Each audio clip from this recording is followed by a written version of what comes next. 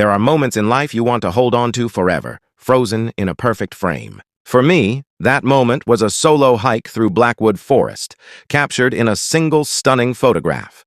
The ancient trees, the ethereal light, it was perfect almost. Except for the faint, blurry figure in the background, a smudge of a woman who seemed out of place, an unwelcome guest in my cherished memory. It was just a weird trick of the light, I told myself, but it gnawed at me. So, I did what anyone with a smartphone would do. I opened up the latest AI photo editor, circled the ghostly shape, and tapped erase. Just like that, she was gone. The photo was finally perfect. I posted it online, captioning it "Solitude," and didn't think twice about it. That's when my perfect world started to fracture. It began subtly, a flicker of movement in the reflection of my computer screen, the shape of a woman in a vintage dress just behind my shoulder. I'd spin around, heart pounding, only to find an empty room. Then came the glitches. The same AI tool I had used began to act strangely. Every time I tried to edit a new photo, it would return a distorted version. My own face twisted, with parts of it pixelated and erased, or images of Blackwood Forest, but with the trees warped and the colors inverted. One night, a notification popped up from the app. It was a memory it had created for me. My perfect forest photo, but the erased space was now a screaming digital void, pulling the rest of the image into its vortex. The unsettling feeling in my gut had now grown into full-blown dread. Sleep-deprived and on edge, I started digging. I became obsessed with the original unedited photo. The woman's figure, though blurry, had a distinct style, a dress that looked like it was from another era.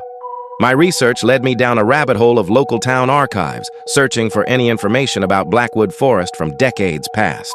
That's when I found it. A small, forgotten news article from the spring of 1956. It detailed the tragic story of a young woman named Ilara, who had vanished from the area after a devastating family scandal. Her influential family, ashamed, had done everything they could to erase her from their history, destroying her portraits, burning her letters, and striking her name from public records. She was erased just like I had erased her from my photo. The location of her disappearance? A secluded trail in Blackwood Forest. A cold, paralyzing realization washed over me. I hadn't just removed a smudge from a photo, I had digitally repeated a historical cruelty. The AI hadn't just deleted pixels. It had desecrated a lingering spirit, a soul desperate to be seen, to be remembered. The hauntings intensified. Her whispers were no longer just in the reflections. They were in my head, a constant mournful sigh.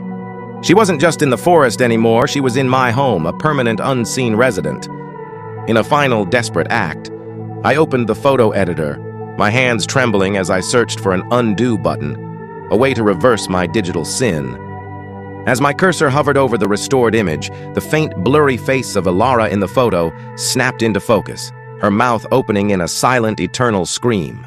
Because some things, once erased, are never truly gone. They just find new ways to haunt you.